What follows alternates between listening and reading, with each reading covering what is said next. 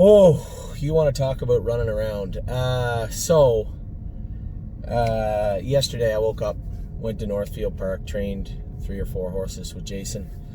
Get in the car, drove 2.5 hours down, 2 hours and a bit, 2:10, 2:05, whatever, down the road to the Meadows.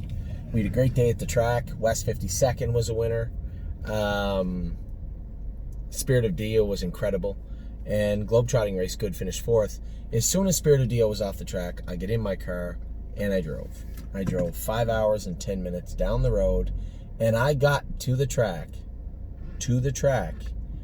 45 minutes before the race was going. Post-paraded the filly. She made a break. I'm obviously pissed off.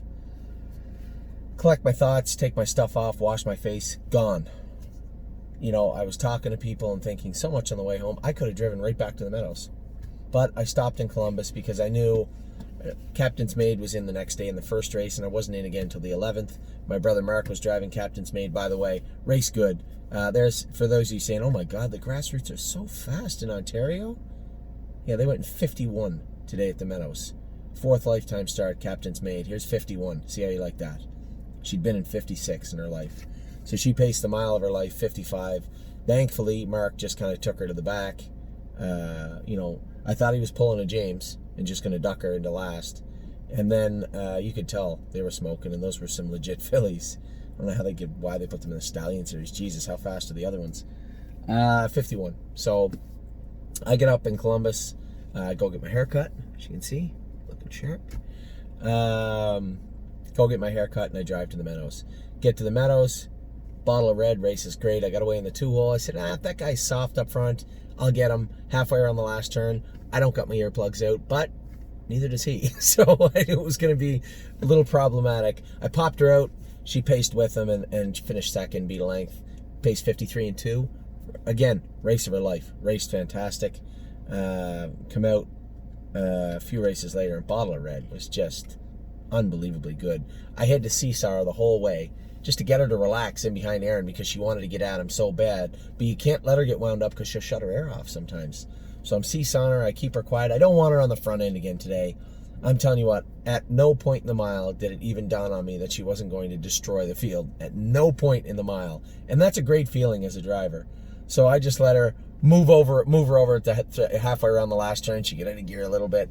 She straightened up, and you could feel her start to get wiry, and boom, she was gone. And if you watch again, halfway down the lane, I'm seesawing her again, trying to get her to slow up and trot under the wire easy. She was monstrous today. Now, it's a cheap field, not one is a 2, whatever. It's not like it was the Hambletonian Oaks, but she felt very, very good today.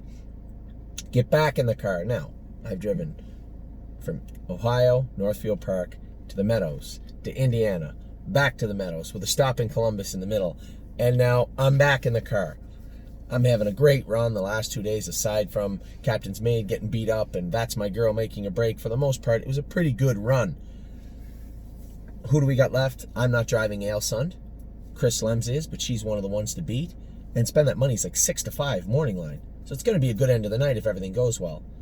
I'm watching. I pull over. And I watch Ailsund back on the road. I look down at my GPS. It says I'll be there in 40 minutes. Ailsund was in race 3. I'm in race 6. Race 6 post-parade's theoretically in 45 minutes. How am I possibly going to get there? So now, I don't want to speed. I don't want to get pulled over again. So I'm doing like 9 miles an hour over the speed limit with it set on cruise, watching my GPS, and it's not ticking down very much. I call Jason. I'm like, listen, I'm going to have to sneak in there very late to drive this filly. I don't know, the races were late at the Meadows or what. It's been so long since I drove at 2 tracks like that. That's not true. It was 24 hours. But it's been so long since I had to worry about being that tight for time. It never dawned on me. I literally got to the track. Race 5 was going in behind the gate. We're in race 6. I walk in. There's the paddock judge, the security guard. I'm like, I'm really sorry. I tried to pretend that I forgot to sign in and that I've been here the whole time. And they never said a word. And maybe they knew, maybe they didn't. I don't know. They were nice about it. I went out and then spent that money, just jogged. Race good again. Earplugs in her ears finishing up. she was so strong. I said to Jason, maybe we could go to the fair on Monday. What's another $4,000, $2,000 worth of potentially free money? Maybe we'll go to the fair with her too. So no stone unturned, as they say. Spend that money with sharp as a tack afterwards. Very, very sharp after. As I said, I didn't pull the earplugs. I just asked her to sprint till halfway down the lane and just let her coast through the wire. She was good. She was actually a little better the other night. We had her hobbles a little tighter tonight because I knew I was going to have to leave with her, and I didn't want her blowing up in the first turn. The other night we had the inside, and I knew I was going to get beat out by 2. I just wanted to let her coast through the turn. She looked a little rickety the other night, but that was just because her hobbles were out long. Realistically, when you're talking about in the heat of battle at 100%, when you need all your energy you can, if your hobbles are very tight, right, it's going to tire you out. So she's right. The other night she was right on the edge of making a mistake, but was very strong. Tonight she was a little more subdued and a little tired going under the wire, but not tired. She finished up strong, 29-2 or 3 on the end of it, and that was all the last eighth, but raced well. So I was very happy to spend that money. A lot going on. I mean, when you look at Spirit of Dio is not going to get beat till Halloween if things keep going this way at the Meadows, if they continue to write that class and she gets to go up through the classes which look like are available to her. She may be able to hang around for quite some time. Now, if she races as good as she raced when she won in 53 and then back again yesterday and builds on that, yeah, if she has enough money, if we are able to get into the Elegant Image, then I would think we would take her. Globetrotting's headed for the same in the same direction, I believe. So we'll look to see if we can get them in. But those are, this year they changed it. They made it top money earners, which I don't blame them. I'm a little indifferent to it. I think the 10 best horses should get the opportunity to race in it. So if we get in, we get in. If we don't, we don't. I think there's a clear path into the fall for all the trotting fillies we have. So very, very happy on the trotting side. Excited tomorrow. We are qualifying Rose Run, Why Not? And Gray is the New Red. Gray is the New Red's going to have a pretty light schedule, I think. Qualify her, race a few times, shut her down, bring her back first part of the winter and put some more muscle on her. But she looks really, really good. She trained great the other day. Both those fillies did. So really excited to see what's going to take place tomorrow at the qualifiers at Northfield Park. After that, I'm going to go to trying to talk Jason into. He's trying to back out, trying to talk him into going. I'm going either way to Dublin Valley Farms in, I don't know where it is, in Ohio. It's an hour away. I'm going to head out there in the afternoon. One of our clients wants to come with me, so he's more than welcome to. We're going to head out to Dublin Valley, and then I haven't talked to Marvin Raber, so I guess I'm going to have to get his number and call him on my way out to Dublin Valley. I got an hour to get a hold of him and say, hey, when I'm done at Dublin Valley, can I swing by your place? I'm sure it won't be a problem. If it is, it is.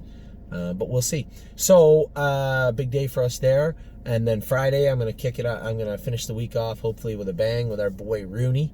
Rooney Blue Chip is racing on Friday night, race 5. Race 5 is important because I'm going home again for the weekend, right after race 5, coming back on Monday. So it's been a good week. Hopefully it continues. It's nice. It's nice to go on the track and know you're supposed to win. It's nice to get to the front or get into a position where you're pretty sure you're going to win. And at least twice today, know that you're more than likely going to win at any point in the mile. It is a great feeling as a driver, and especially as somebody who, we're moving all these horses around, all these pieces around. Some have been a huge success, some haven't. But at the same time, it's been a great week. So, I will have some videos tomorrow for you from Dublin Valley. Maybe we'll have some from Marvin Rabers if I'm able to go out there. But it looks like the week's been a huge success. Well, so far, anyway. It's only Tuesday. Is it Tuesday or Wednesday? It's only Tuesday or Wednesday. It's only Wednesday. I will talk to you guys soon. Another pretty good day at thestable.ca. Take care.